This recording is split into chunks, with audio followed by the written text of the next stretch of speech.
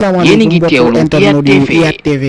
bonne nouvelle la ñuy wax ndax tamit li nga xam ne boobu ba léegi ñi nga koy sàkku jamono bu nekk ci ki nga xam ne moom mooy njiital réew mi waaye tamit ci justice Sénégal jëme ci Cheikh Bara Ndiaye ngir arrestation bi nga xam ne arrêté woon nañ ko moom nag yàlla dogal na mujjee na bàyyi li nga xam ne moom mooy grève de la faim ba waaye tamit mujj nañ ko libéré ci ginnaaw bi nga xamee ne arrêté woon na grève de la faim bi nga xam ne mi ngi ko doon amal fan yii ay fan lañ ci teg nag ñu libéré ko moom Cheikh Bara Ndiaye bu ñu sukkandikoo ci son avocat muy maître Moussa Sarr ay kàddu yoo xam ne xamle na ko ci Seneweb donc ñu leen di fàttali rek ne Cheikh Bara Ndiaye ci biir liberté provisoire boobu ñu ngi ko ci def ñetti tere yoo xam ne ñu ngi ko koy tere ci biir liberté provisoire bi ci njëkk mooy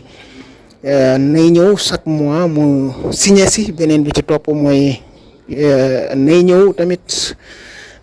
tere nañ ko bokk mu wax ci li nga xam ne moom mooy dossier bi waaye tamit tere nañ ko aussi mu génn li nga xam ne moom mooy territoire